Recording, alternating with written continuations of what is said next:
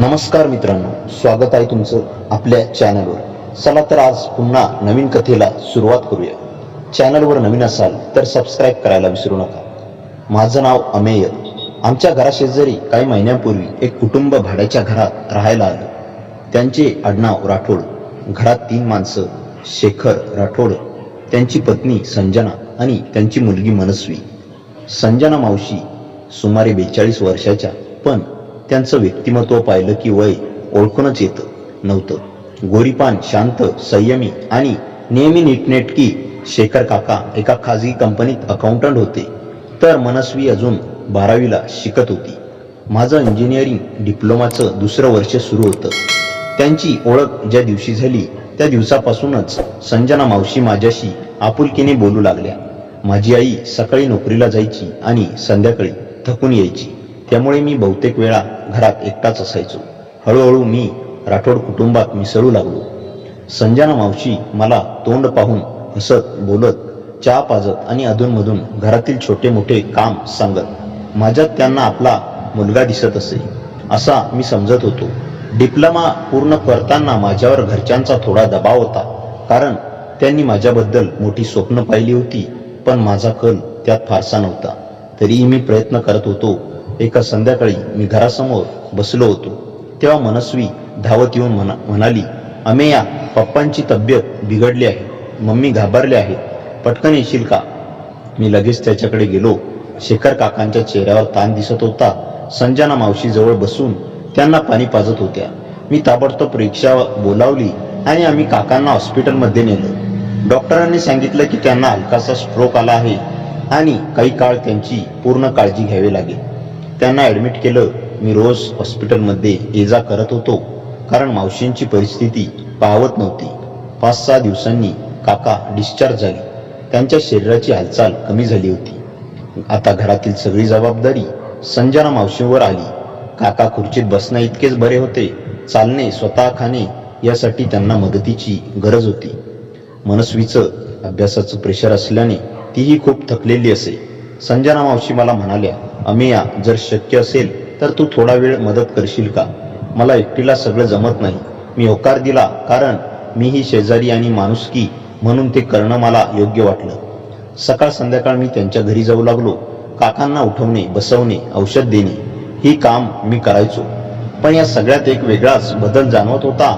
संजना मावशीच्या नजरेत आधी ते प्रेम मातेसारखं आपुलकीचं होतं, पण आता त्यांच्या नजरेत एकटेपणाचा खोल ताण दिसू लागला.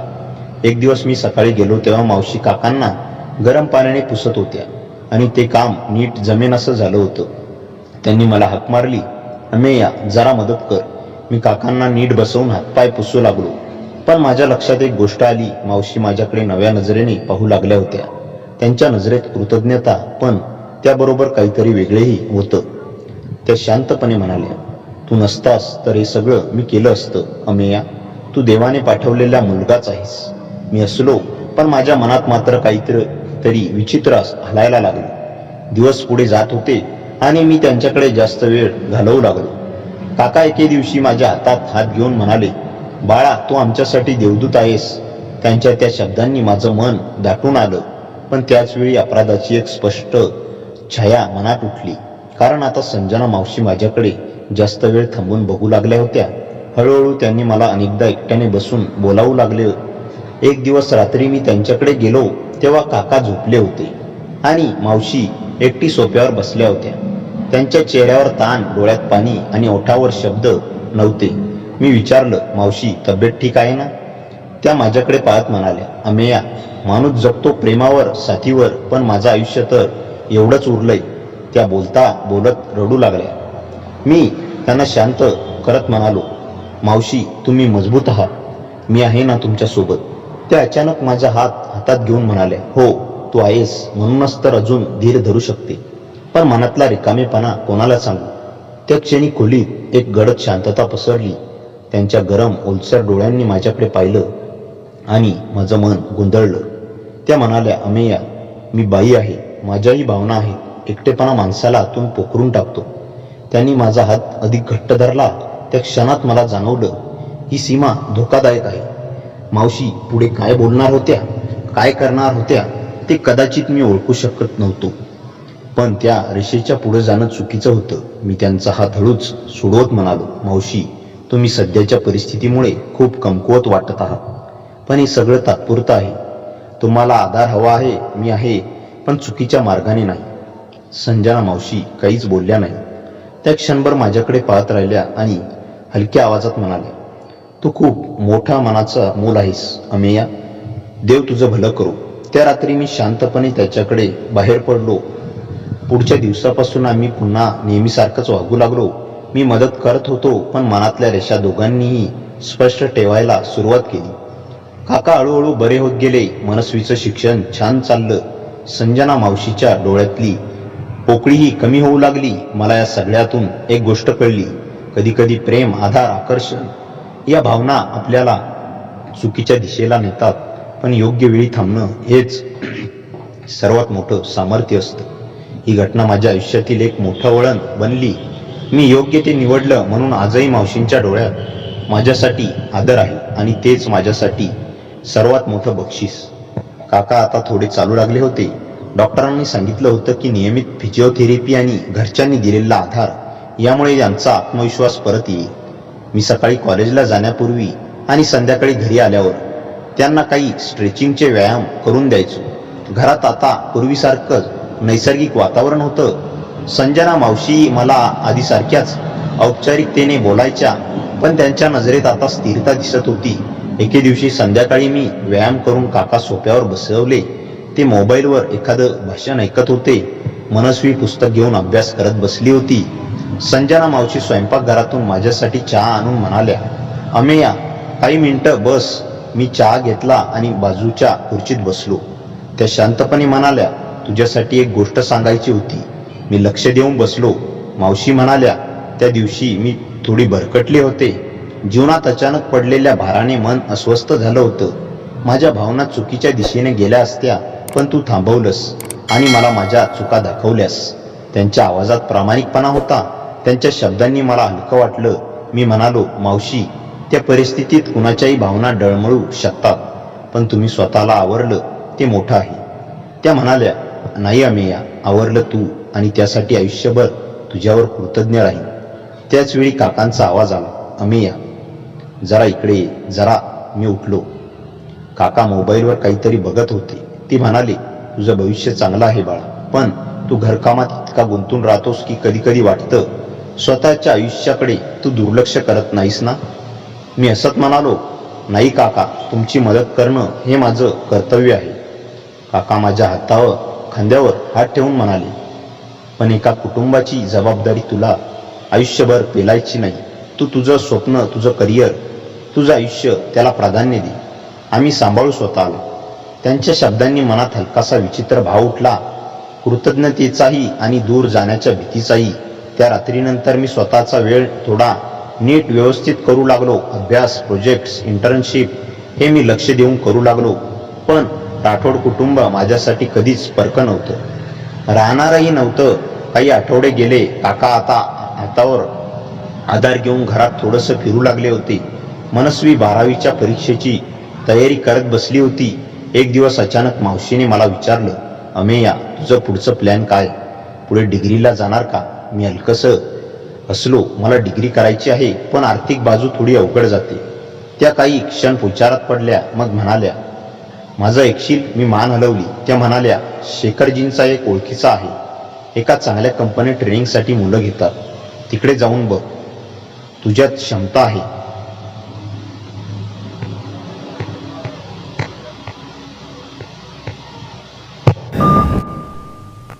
इथे मदत करणं वेगळं, पण आयुष्यभर दुसऱ्यांसाठी स्वतःला थांबवू नकोस. मला त्यांच्या शब्दांमध्ये खरी ममता जाणवली. अस्थिरतेची एका किंवा एकटेपणाची नव्हे, तर खऱ्या अर्थाने मला उभं राहिलेलं पाहण्याची. 2 दिवसांनी मला त्या कंपनीत इंटरव्ह्यू मिळाला. काका, मावशी, मनस्वी सगळेच खुश झाले. इंटरव्ह्यूच्या दिवशी मी शर्ट इस्त्री करून नवं रूप घेतलं. मावशीने तोंडात साखर ठेवून म्हणालं, जसा आहेस तसाच जा, चांगलं होईल.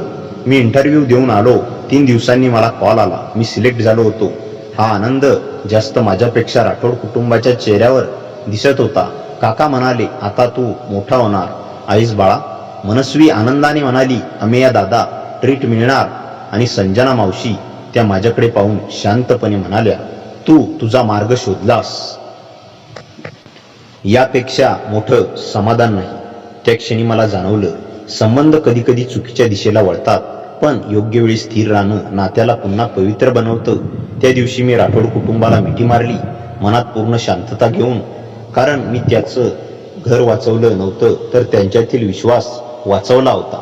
नव्या कंपनीत जॉईन होऊन अमेयाचं आयुष्य वेगळ्या गतीने फिरू लागलं.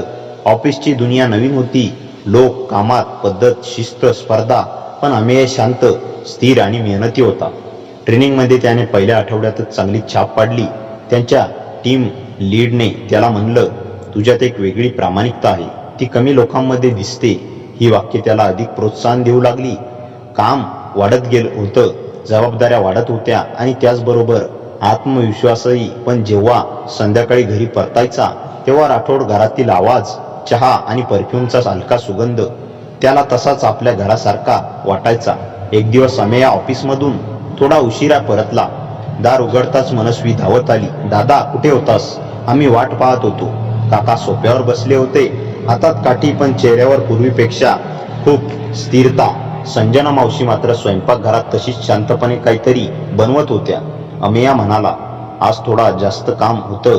काका हसत म्हणाली, असं होणारच, पण आम्ही तुझ्यावर अभिमान करतो. संजना मावशी बाहेर आल्या, हात पुसत. त्या शांतपणे म्हणाल्या, थकलायास दिसतोस, चहा करते. तू चहा घेत बसला, पण त्याच्या नजरेत एक गोष्ट आली. मावशी आज जरा वेगळ्या मूडमध्ये वाटत होत्या, शांत पण गंभीर. रात्री जेवण झालं, मनस्वी अभ्यासाला बसली. काका आपल्या खोलीत. अमेया आपला बॅग ठेवून बाहेर आला, तेव्हा मावशी गॅलरीत उभ्या होत्या.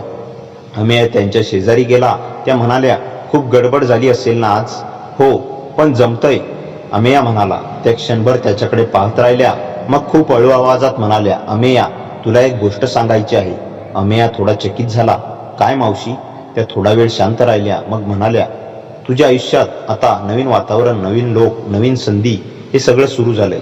पण मी कधी कधी घाबरते. कशाला? अमेयाने विचारले. मावशीच्या आवाजात दडपून ठेवलेली भावना फुटली, की तू आमच्यापासून दूर जाशील कायमचा. अमेया काही क्षण शब्दही बोलू शकला नाही. मावशी मी कुठे जाणार? तुम्ही लोक माझं घर आहात. त्या हलका दीर्घ श्वास घेत म्हणाल्या, हो, पण आयुष्य बदलतं अमेया, आणि तू जितका मोठा होत जाशील तितकं आयुष्य तुला वेगळ्या दिशांनी घेऊन जाईल. त्यांच्या आवाजात आईसारखी ममता होती, पण त्यात काहीतरी अजून होतं, अव्यक्त, न सांगता येणारं, न बोलता येणारं. अमेया म्हणाला, मावशी मी दूर गेलो तरी या घरापासून नातं कधीच तुटणार नाही. त्यांनी त्यांचा हात हलका पकडला, त्यांच्या बोटांनी थोडासा थरथरला स्पर्श दिला. नातं तुटत नाही अमेया, पण अंतर येतं, ते मला नको आहे. त्या क्षणी अमेयाच्या हृदयात विचित्र भावना उठल्या, कृतज्ञता, जिव्हाळा आणि एक हलकी भीती. जणू काही या नात्यात अजून काही न बोललेलं दडलेलं आहे. तो काही बोलण्याआधीच मनस्वीने आवाज दिला, दादा उद्याच्या प्रोजेक्टसाठी मदत देशील का? क्षण तुटला. मावशीने हात सोडला, त्या गॅलरीवरून आत गेल्या. आवाजात पुन्हा जुनीच स्थिरता. हो मनस्वी. अमेया येतो. पण त्या चालताना जाणवत होतं, त्यांच्या मनात काहीतरी हल्लंय. आणि अमेयाच्या मनातही. दुसऱ्या दिवशी ऑफिसमध्ये त्यांचं लक्ष कामावर जात नव्हतं. एकीकडे नवीन आयुष्य होतं, तर दुसरीकडे राठोड घरातील अनामिक ताण पुन्हा आपल्या पावलांखाली उलगडत होता. त्याला कळत होतं, काहीतरी येणार आहे, काहीतरी मोठं, आणि ते नात्यांमध्ये थोडासा कंपन निर्माण करणार आहे. रात्री मावशीच्या नजरेतलं काहीतरी वेगळं अमेयाला सतत आठवत होतं. पुढचे 2-3 दिवस घरात सगळं सामान्य होतं, पण अमेयाला जाणवत होतं, मावशी नेहमीसारखं हसत बोलत असल्या तरी त्यांच्यात एक शांत तणाव दडलेला आहे. एक संध्याकाळचा प्रसंग अमेयाचं आयुष्य अचानक हलवून गेला. ऑफिसमधून येताना बस उतरल्यावर तो गल्लीत शिरला, तेव्हा त्याच्या लक्षात आलं, राठोड घरासमोर एक अनोळखी काळी कार उभी होती. कारवर काळे काच, आत कोण आहे दिसत नव्हते. अमेया जवळ गेला तेव्हाच कारच्या टायरचा आवाज येत कार पुढे वेगाने निघून गेली. त्याला ते संशयास्पद वाटलं. तो घरी आला तर दार अर्धवट उघडं होतं. मनस्वी तो आवाज देत आत गेला, काका. कुणीच प्रतिसाद दिला नाही. अचानक स्वयंपाकघरातून बादली पडल्याचा आवाज आला. अमेया धावत गेला. संजना मावशी जमिनीवर बसल्या होत्या, चेहऱ्यावर घाबरलेपणा आणि हातात तुटलेला फोन. मावशी, काय झालं? मावशीने फोनचे तुकडे दाखवत कुजबुजल्या. अमेया, तो परत आला आहे. कोण? अमेया थिजला. मावशी थरथरत्या आवाजात म्हणाल्या, शेखरजींच्या एक्स बिझनेस पार्टनरचा मुलगा विक्रम, ज्याचं नुकसान झालं होतं त्या जुन्या व्यवहारात. तो माझ्या मागे काही महिन्यांपासून लागलाय. काय? अमेयाचा चेहरा बदलला. काका आणि मनस्वी कुठे आहेत? मावशी म्हणाल्या, काका वरच्या खोलीत आहेत. मनस्वी शेजारच्या मैत्रिणीकडे गेली आहे.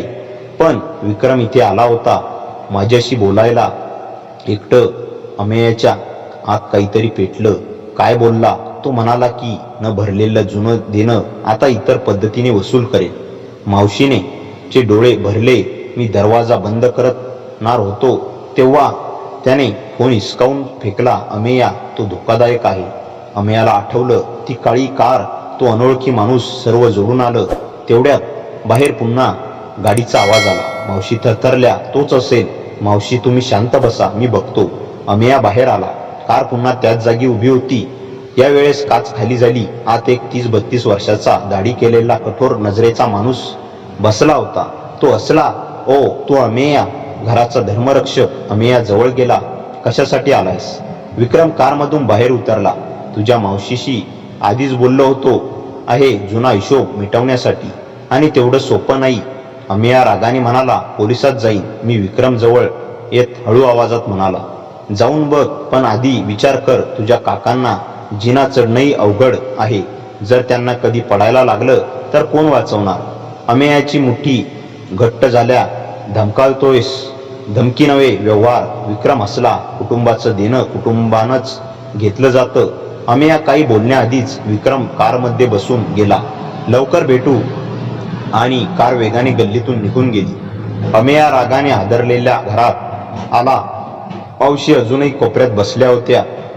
अमेया म्हणाला, मावशी, आता बस झालं. तुम्ही काहीच सांगितलं नाही. इतके दिवस हा माणूस तुम्हाला त्रास देत होता. आणि मावशीने डोळे पुसत सांगितलं, मी घाबरले होते अमेया. कुटुंबात आणखी संकट आणायचं नव्हतं. त्या क्षणी काकांची वरची खोली उघडली आणि ते हळूहळू खाली आले. काय झालं संजना? त्यांचा थरथरलेला आवाज ऐकून दोघे शांत झाले. अमेयाने त्यांना आधार देत सोप्यावर बसवलं आणि सर्व सांगितलं. काकांनी डोळे मिटले. तो विक्रम, मला माहीत होतं एक दिवस येईल. अमेया म्हणाला, काका भिवू नका, मी आहे. काका अमेयाचा हात धरून म्हणाले, बाळा, तुझ्या वयावर एवढं ओझं नको, पण तू आमचा मुलगा आहेस. त्या रात्री पहिल्यांदाच अमेया ठरवून बसला, हा प्रश्न शांततेने सुटणारा नाही. विक्रम किती दूर जाईल सांगता येत नाही. आणि राठोड कुटुंब आता त्याच्यावर अवलंबून आहे. दुसऱ्या दिवशी त्याने ऑफिसला जाऊन लवकर सुट्टी घेतली. त्याला फक्त एकच गोष्ट करायची होती, विक्रमला थेट सामना. पण त्याला माहीत नव्हतं विक्रम आधीच एक पाऊल पुढे निघाला आहे. कारण घरी परतताना त्याला मनस्वीच्या मैत्रिणीकडून फोन आला, अमेया दादा, मनस्वी आमच्याकडे आलीच नाही. अमेयाच्या हातातून फोन जवळपास सुटला. हृदय घशात धडधडू लागलं. काय? हो, आम्ही वाट पाहिली पण ती आलीच नाही. अमेया धावत घरी निघाला. त्याच्या मनात एकच नाव धडधडत होतं, विक्रम. मनस्वी गायब आहे हे ऐकून अमेयाच्या पायाखालची जमीन सरकली. तो घराकडे धावत असताना प्रत्येक पावलागणिक त्याच्या मनात एकच विचार, विक्रम. तो घरात शिरला तेव्हा संजना मावशी आणि काका दोघेही बेचैनपणे वाट पाहत होते. मावशीने थरथरत्या आवाजात विचारलं, अमेया, मनस्वी कुठे आहे? ती आली का? अमेया दम खाऊन म्हणाला, नाही, ती मैत्रिणीकडे पोहोचलीच नाही. मावशीचा हात तोंडावर गेला. डोळ्यात दहशत. काका खुर्चीतच थरथरले. अमेयाच्या डोळ्यात एकच आग होती, मी विक्रमला शोधतो. त्याने मोबाईल काढला, नंबर शोधण्याचा प्रयत्न केला. त्याच वेळी एक मेसेज आला, अननोन नंबरवरून, बहीण तुझी सुरक्षित आहे, पण किती काळ सुरक्षित राहील तू ते ठरव. खाली एक लोकेशन. मावशी जवळ आली. काय आहे मेसेज? पण अमेयाने पटकन स्क्रीन बंद केली. काही नाही, मी शोधतो तिला. त्याच्या चेहऱ्यावर स्पष्ट होतं, तीच चांगली सांगितली तर मावशी कोसळतील. तोच घरातून बाहेर येऊन लोकेशन उघडतो. गावाच्या बाहेर एक जुना गोदाम शेड, रात्रीचा अंधार, पावसाची हलकी सर आणि ओसाड रस्ता. अमेया एक सेकंदही विचार न करता तिकडे निघाला. गेट मोडलेलं, अंगणात अंधार, फक्त एक ट्यूबलाईट अधेमध्ये लुकलुकत. आत गेल्यावर त्याला कुणाचा तरी आवाज ऐकू आला, दाट श्वास, भीती, रडण्याचा हलका कंपन. मनस्वी अमेयाने ओरडत हात पाय टाकला. दार बंद झालं. मागून कुलूप लागल्याचा आवाज. अमेया वळला. विक्रम सावलीत उभा हसत होता. Welcome hero. अमेया गुरगुरला. मनस्वी कुठे आहे? विक्रमने हात उचलून दाखवलं. दूर एका खांबाला खुर्चीला बांधलेली मनस्वी बसलेली होती. तोंडावर स्कार्फ, डोळ्यात भीती आणि अश्रू. अमेया धावणार तेव्हाच दोन माणसांनी त्याला जबरदस्त पकडून मागे ढकललं. विक्रम पुढे आला. मी तुला चेतावलं होतं, पण तू हुशार निघाला नाहीस. अमेया धडपडत ओरडला. विक्रम, जर तिला काही केलंस तर काय करशील? विक्रम हसला. तुझं कुटुंब माझ्यामुळे बरंच भोगलंय. तुझ्या काकांचा हेल्थ, संजनाजींचा त्रास आणि आता तू. अमेयाचा राग आता ज्वालाग्राही झाला. तो जोर लावून दोघांच्या पकडीतून सुटण्याचा प्रयत्न करीत होता. विक्रम त्याच्या चेहऱ्यावर आलेला संताप पाहून पुढे आला आणि त्याचा हनुवट्यावर एक थप्पड मारली. ही तुझ्या धाडसाची किंमत. अमेयाच्या नाकातून रक्त वाहू लागलं, पण त्याच्या नजरा अजूनही सरळ विक्रमवर होत्या. विक्रमने संकेत दिला आणि त्याचे माणसं अमेयाला खुर्चीला बांधायला लागली. त्यांची पकड कडक होती, पण अमेयाच्या डोळ्यात रागाचा धगधगता निखारा.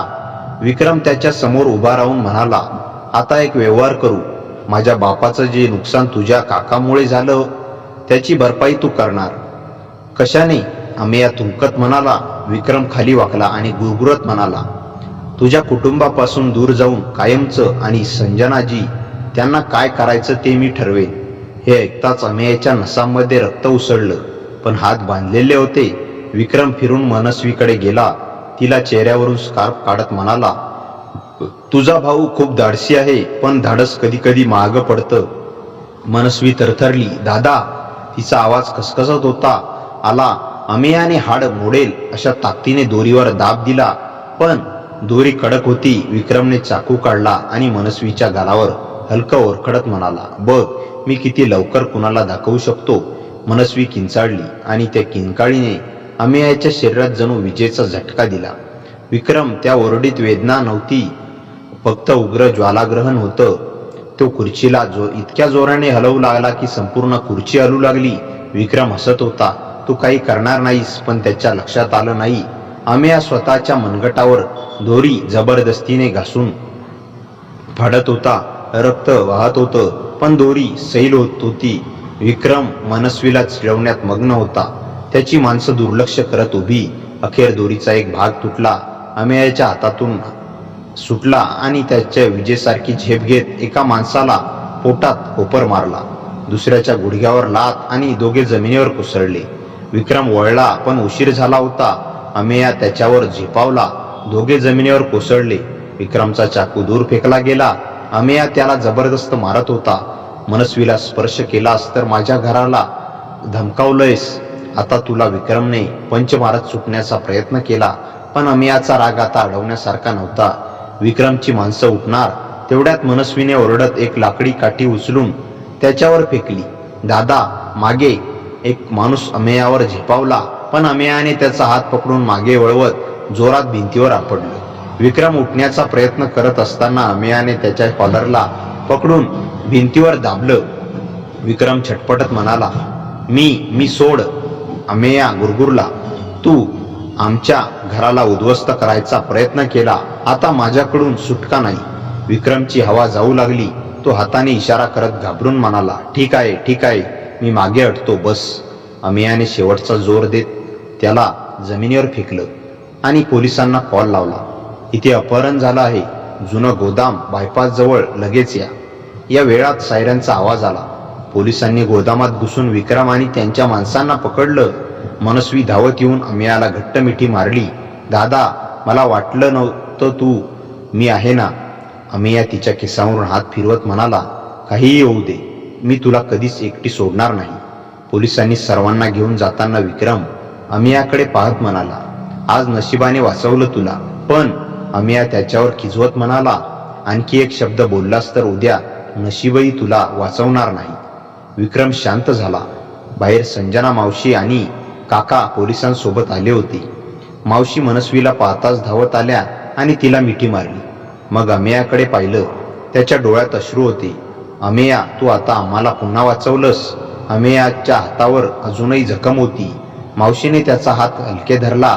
तू स्वतःला काय एवढं त्रास देतोस आमच्यासाठी? अमेयाने शांतपणे म्हणाला, हे माझं कर्तव्य आहे. घर असं असतं मावशी, जपायचं. काका भाऊक झाले. तू फक्त मदत करणारा मुलगा नाहीस अमेया, तू आता आमच्या घराचा आधार आहेस. त्या रात्री राठोड घरात पहिल्यांदा शांती होती, खरी खोल शांती. पण अमेयाच्या मनात एक प्रश्न मात्र अजूनही शिल्लक होता. विक्रमला पोलिसांनी पकडून नेलं, पण त्या रात्रीच्या घटना अमेयाच्या मनात खोल जखम सारख्या बसल्या. मनस्वी झोपली होती. काका औषध घेऊन शांत झाले होते, पण संजना मावशी मात्र सतत अस्वस्थ दिसत होत्या. अमेया अंगणात बसूनला होता. त्याचा हात पट्टीने बांधलेला, चेहऱ्यावर जखमेच्या रेषा. फोनवर सतत लोकांचे कॉल, पोलिसांचे प्रश्न, रिपोर्ट, स्टेटमेंट. तेवढ्यात मागून हलक्या आवाजात पावले आली. अमेया, थोडा वेळ बसू का? संजना मावशी त्याच्या बाजूला बसल्या. त्याच्या चेहऱ्यावर काळजी, डोळ्यात अजूनही भीतीची सावली. खूप रक्त गेलं तुझं, दुखतंय ना? अमेया हसला. जखमा भरून जातात मावशी, त्या त्यांच्याकडे पाहत म्हणाल्या. पण मनाच्या जखमा? हा प्रश्न अमेयाला काही क्षण निशब्द करून गेला. ती विचित्र रात्रीची भीती अजूनही त्याच्या नसांमध्ये धडधडत होती. तुम्हाला भीती वाटते? त्याने विचारलं. मावशीच्या आवाजात दडलेला ताण आता थोडासा बाहेर आला. हो, कारण मी जाणते की विक्रम सारखे लोक एका अटकांनी शांत बसत नाही. ते सूड घेतात. आणि मला भीती आहे अमेया, तो पुन्हा येईल. तो परत आला तर? अमेया म्हणाला. यावेळी तो सुटणार नाही मावशी, त्याच्याकडे जवळ येत म्हणाल्या. पण तू किती वेळा आम्हाला वाचवणार? किती वेळा स्वतःचं आयुष्य धोक्यात टाकणार? त्याने शांतपणे उत्तर दिलं. तुम्ही माझं कुटुंब आहात. या 4 शब्दांनी मावशींच्या डोळ्यात अश्रू दाटले. पण तू आमच्यापेक्षा जास्त काहीतरी आहेस अमेया. तुझं स्वतःचं आयुष्य आहे, करिअर आहे, स्वप्न आहे. तू आमच्यासाठी जन्म घेतला नाहीस. अचानक त्याच्या खांद्यावर हात ठेवत त्या म्हणाल्या, तुझ्या आयुष्याचा भार आम्ही आहोत असं कधीच वाटू देऊ नकोस. अमेयाने त्याच्या डोळ्यात पाहिलं. त्यात मातृत्व होतं, पण त्या मातृत्वात काहीतरी नाजूक, अनामिक, धोकादायक भावना दडलेल्या होत्या. काळजी, प्रेम, भीती आणि अजून काही. त्याला काहीतरी जाणवलं, पण तो विषय पुढे वाढवण्याआधी घराच्या बाहेर अचानक बाईकचा आवाज झाला. अमेया दचकून उठला. मावशी उभ्या राहिल्या. गेटजवळ 2 अनोळखी मोटरसायकली थांबल्या. हेल्मेट घातलेले 3 माणसं अंगणात लवकरच शिरली. अमेयाने सावधपणे विचारलं, कोण आहात तुम्ही? एका माणसाने हेल्मेट काढलं. चेहरा कठोर, गंभीर. आम्ही क्राईम ब्रांच, विक्रम पवार प्रकरणावर तुमची स्टेटमेंट फाईल करण्यासाठी आलो आहोत. अमेया शांत झाला. कृपया आत या. ते अधिकारी घरात बसले. काकांना विचारपूस केली. मनस्वीला पाहून धीर दिला. मग एक अधिकारी अमेयाकडे पाहत कठोर आवाजात म्हणाला, तुम्हाला माहिती आहे का, विक्रम एकटा काम करत नव्हता. अमेया भुवया उंचावून म्हणाला, म्हणजे?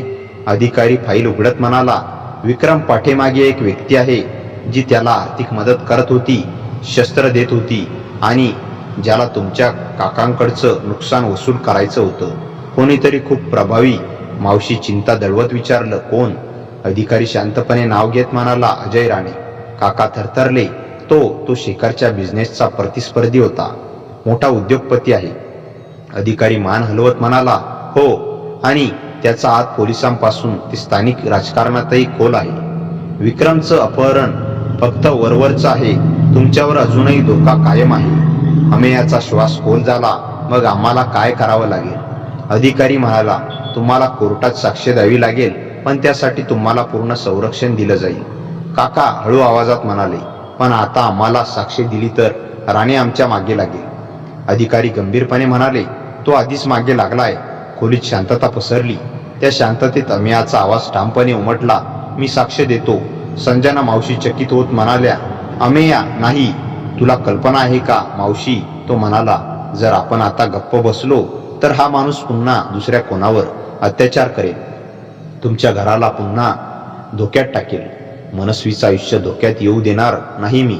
अधिकारी मान हलवत म्हणाला, आपण खूप धाडसी आहात. पण अधिकारी निघून गेल्यावर मावशीने त्याचा हात पकडून हळूहळू आवाजात म्हणाल्या, अमेया, मला भीती वाटते. मला नाही पाहायचं की तू या सगळ्यात अडकून जाशील, आणि मला भीती वाटते की तुला गमावण्याची. अमेया तिच्याकडे वळून पाहिला.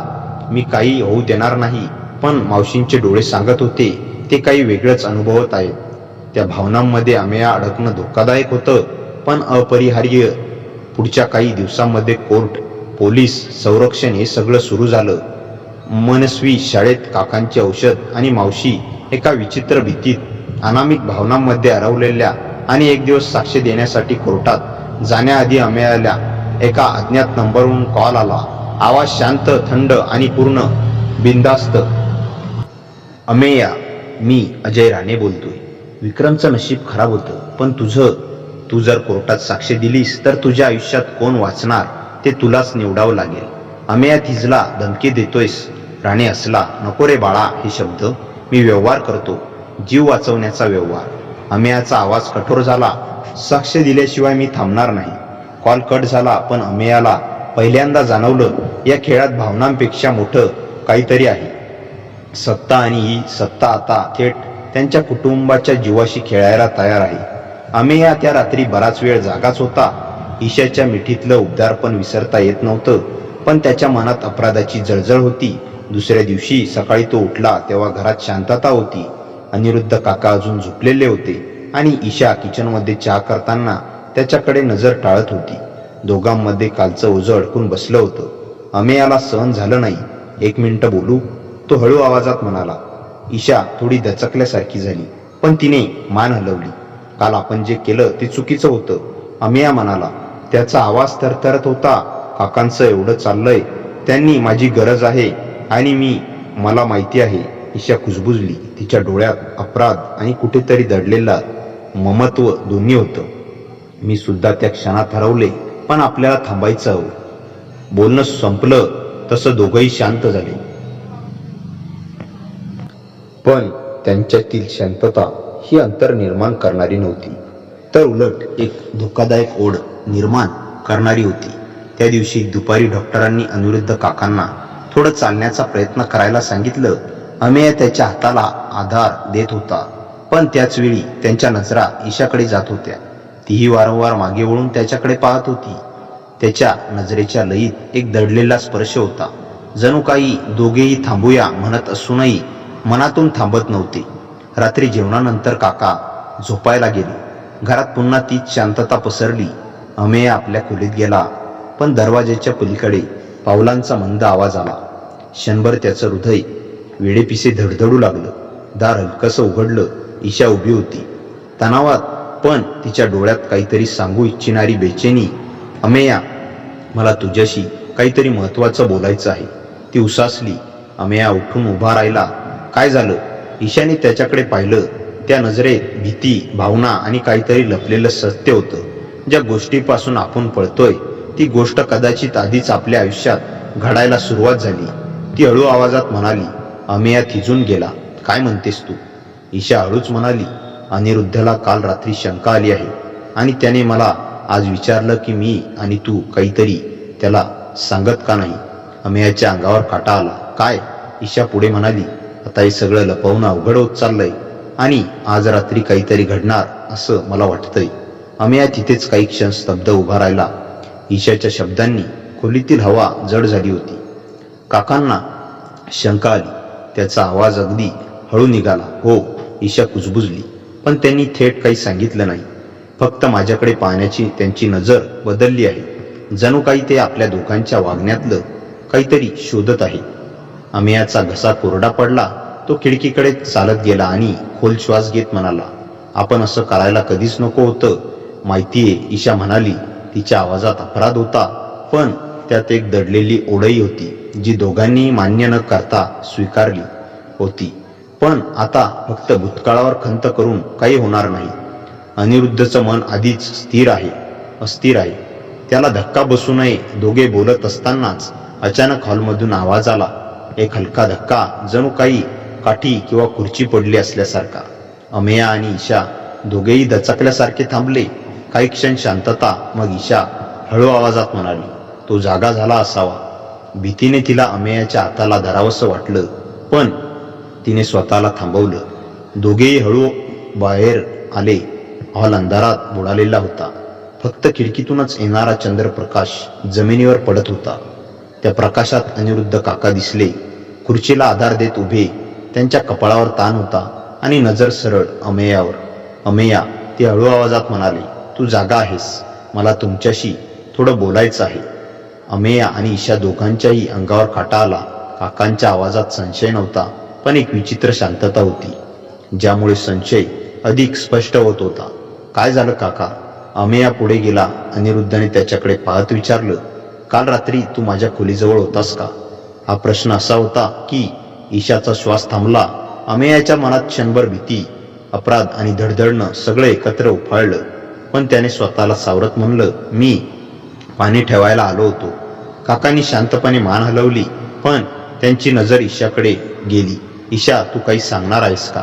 तिच्या डोळ्यात भीती उमटली. तिचे ओठ थरथरले. मी नाही, काही नाही. अनिरुद्धने काही काळ तिला पाहत राहिले.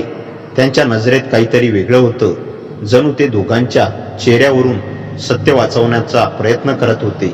मग त्यांनी अमेयाकडे वळून म्हणलं, उद्या डॉक्टरांनी मला पुन्हा काही चाचण्या सांगितल्या आहेत. मी तुझ्यावर अवलंबून आहे रे. अमेयाला छातीत काहीतरी दाबून आलं. हो काका, मी आहे ना. अनिरुद्धने मंद स्मित केलं. माहितीये, पण मला कोणत्या गोष्टीवर विश्वास ठेवायचा नाही आणि कोणत्याही नाही याबद्दल आता जरा विचार करतोय. हे ऐकताच अमेया आणि ईशा दोघेही गोठून गेले. काका वळून आपल्या खोलीत गेले. दरवाजा हळूच बंद झाला. दार बंद होताच ईशाचा श्वास जोरात सुटला. अमेया, आपल्याला आता उठून निर्णय घ्यावा लागेल, ती म्हणाली. तिच्या आवाजात आधीपेक्षा जास्त तातडी होती. कसंही होऊ दे, उद्याचा दिवस सोपा नाहीये. रात्रीचं वातावरण वेगळंच होतं. घरात कुठलाही मोठा आवाज नव्हता, पण शांततेतही एक विचित्र बेचैनी सतत फिरत होती. अनिरुद्ध काका खोलीत परत गेल्यावर अमेया आणि ईशा हॉलमध्ये उभेच राहिले. दोघेही बोलत नव्हते, पण त्यांच्या मनात हजारो विचार धावत होते. काही क्षणांनी ईशा हळू आवाजात म्हणाली, काका काहीतरी जाणून आहेत. त्यांनी माझ्याकडे पाहण्याची पद्धत अगदी वेगळी होती. अमेया गंभीर चेहऱ्याने मान हलवली. हो. त्यांच्या आवाजात शंका नव्हती, पण शांतता हीच सर्वात मोठी शंका असते. दोघं थोडा वेळ शांत उभे राहिले. मग अमेया म्हणाला, उद्या काय होईल माहिती नाही, पण आज रात्री आपल्याला जास्त सावध राहावं लागेल. ईशाने त्याच्याकडे पाहिलं. तिच्या डोळ्यात भीती होती, पण त्याहून जास्त एक भाव जो तिला लपवता येत नव्हता. अमेयाच्या जवळची, तू माझ्यावर रागावला आहेस का? तिने विचारलं. अमेया थोडासा थांबला. तिचा प्रश्न अचानक होता, पण त्यात सच्चेपणा होता. नाही, तो म्हणाला, राग नाही, फक्त भीती आहे की आपण चुकीच्या दिशेने जात आहोत. ईशा त्याच्याजवळ आली. मला पण तेच वाटतं, पण अमेया, या सगळ्यांतून मी स्वतःला सावरते तेव्हा तुझ्याकडे पाहते. तिचे शब्द ऐकून अमेया गोंधळला. ईशा, तो काही बोलणार इतक्यात हॉलमधील दिवा हलकेच उजळला. जणू कुणीतरी स्विचला हात लावल्यासारखा. दोघे दचकले. अनिरुद्ध काका नव्हते, पण दिवा स्वतःहून लागल्यासारखंही नव्हतं. कदाचित वायरिंग ढिली असेल, अमेया म्हणाला, पण त्याचा आवाज अनिश्चित होता. चल, सगळे दिवे बंद करून झोपायच्या खोलीत जाऊ. काकांना पुन्हा जाग यायला नको. दोघांनी दिवे बंद केले. रात्री वातावरण जणू अधिक जड झालं. अमेया आपल्या खोलीत गेला, पण त्याला झोप येत नव्हती. मनात फक्त काकांची नजर सतत फिरत होती, जणू एखाद्या खोल संशयाने भरलेली. काही वेळाने त्याला पावले ऐकू आली. हळू शंका निर्माण करणारी कोणीतरी खोलीबाहेरून चालत होतं. तो उठला आणि दाराजवळ गेला. दाराच्या खालच्या पटीतून हलकी सावली सरकत होती. ती सावली थांबली. जणू काही कुणीतरी दाराकडे टेकून उभं राहिलं होतं. अमेयाचं हृदय धडधडत होतं. कोण? तो अगदी हळू आवाजात म्हणाला. कोणताही आवाज आला नाही. सावली हलली आणि मग हळूहळू दूर गेली. अमेया थिजून उभा राहिला. हे काका होते का की ईशा? मनात गोंधळ वाढला. सकाळ होताच याचा उलगडा होणार होता, आणि तो उलगडा सुकावं असेल याची त्याला अजिबात खात्री नव्हती. रात्री जसजशी पुढे सरकत होती, तसतसा एक प्रश्न अमेयाच्या मनात खोलवर रोवला जात होता. काकांनी खरंच काही पाहिलंय का? होतं का? सकाळचा प्रकाश पडद्यातून आत येत होता, पण घरातलं वातावरणाचा अंधार अजूनही तसाच होता. अमेया रात्री नीट झोपलाच नव्हता. तो उठून हॉलमध्ये आला तेव्हा अनिरुद्ध काका आधीच सोफ्यावर बसलेले दिसले. नेहमीपेक्षा अधिक शांत, पण त्यांच्या चेहऱ्यावर एक विचित्र कणखरपणा होता. ईशा किचनमधून चहा घेऊन बाहेर आली. पण काकांच्या नजरेसमोर येताच तिच्या हातातला कप थोडासा थरथरला. आज काहीतरी मोठा घडणार आहे हे तीनही व्यक्तींना जाणवत होतं. अमेया काका म्हणाले, आज डॉक्टरांनी काही चाचण्या सांगितल्या आहेत, तू मला घेऊन चालशील? हो काका, अमेया म्हणाला. त्याच्या तोंडातलं वाक्य जड वाटत होतं. अनिरुद्धने ईशाकडे वळून म्हणलं, तू ही काही गोष्टी मला तुम्हा दोघांशी बोलायच्या आहेत. ईशाचा श्वास अडकला. तिच्या डोळ्यात प्रश्न होते, पण काकांच्या नजरेतून स्पष्ट होतं त्यांनी आता सगळं ओळखलं आहे. डॉक्टरांकडे जाणाऱ्या गाडीमध्ये शांतता होती, इतकी शांतता की प्रत्येकाच्या श्वासाचा आवाजही जाणवत होता. रुग्णालयात चाचण्या सुरू असताना काका अमेयाला बाजूला घेऊन गेले. त्याच्या नजरेत कोणताही राग नव्हता, फक्त दुःख आणि स्थिरता. अमेया, एक प्रश्न विचारू? काका म्हणाले, तू काल रात्री माझ्या खोलीजवळ काय करत होतास? अमेया खाली बोलू शकला नाही. त्याच्या घशात शब्द अडखळले, पण त्याने स्वतःला सावरत म्हणलं, काका, मी चूक केली, पण त्यात कुठलाही हेतू नव्हता. काकांनी दीर्घ श्वास घेतला. माझं आयुष्य या अपघातानंतर थांबलंय, पण मला त्या थांबलेल्या आयुष्यात तुम्हीची दोघांची हालचाल जाणवते. मी आंधळा नाही अमेया. माणसांच्या नजरा खूप काही बोलतात. अमेयाच्या डोळ्यात पाणी आलं. काका, मी तुम्हाला फसवायचा विचार केला नाही. सगळं अचानक घडलं. काका शांत राहिले. काही क्षणांनी त्यांनी म्हणलं, मला तुम्हा दोघांना वेगळं करायचं नाहीये, शिक्षा द्यायची नाहीये, पण एक गोष्ट मात्र सांगतो, जे नातं चुकीच्या पायावर उभं राहतं ते आयुष्यभर टिकत नाही. रुग्णालयातून परतताना काकांनी ईशाला बाजूला बोलावलं. ईशा, तू माझी पत्नी आहेस. मला तू माझ्यासोबत मनाने राहावं असं वाटतं. जर तू माझ्या परिस्थितीमुळे माझ्यापासून दूर गेली असशील तर ते मला त्रास देतं. ईशाच्या डोळ्यातून अश्रू वाहू लागले. अनिरुद्ध, मला माफ करा. मी वेडी झाली होते. माझे मन ढळले, पण तुमच्यापासून नाही, परिस्थितीपासून. अनिरुद्धने तिचा हात हळूच धरला. मला माहिती आहे, पण आता पुढचा मार्ग आपण दोघांनी ठरवायचा आहे. अमेया, नाही. घरी आल्यानंतर काकांनी दोघांनाही बोलावलं. मी तुम्हा दोघांना माफ करतो ते म्हणाले, पण एक निर्णय आज इथेच होईल. अमेया आणि ईशा एका मुलासारखे शांत उभे होते. अमेया, तू आजच परत तुझ्या घरी जा. काही दिवस अंतर ठेव. या नात्याला हवा लागली तर ते आणखीन विषारी होईल. अमेया डोळे पुसत म्हणाला, हो काका, मी जाईन. ईशा शांतपणे बाजूला पाहत उभी होती. न शब्द न विरोध. त्या संध्याकाळी अमेया बॅग घेऊन निघाला. ईशा दारात उभी होती. तिच्या चेहऱ्यावर पश्चाताप आणि वेदना दोन्ही. अमेया तिच्याकडे पाहत म्हणाला, आपण जे अनुभवलंय ते खरं होतं, पण योग्य नव्हतं. ईशाच्या डोळ्यातून पाणी पुन्हा आलं. हो, आणि म्हणूनच ते इथेच संपायला हवं. अमेया निघून गेला. घराच्या बाहेर जाताना त्याच्या मनात शून्य होतं, ना आशा ना अपेक्षा, फक्त शांत स्वीकार. आत अनिरुद्ध काका ईशाचा हात धरून म्हणाले, चला नवीन सुरुवात करूया. भूतकाळाला इथेच थांबवून ईशाने हळूच मान हलवली. घरात बराच काळानंतर एक साधी, थकलेली पण खरी शांतता पसरली.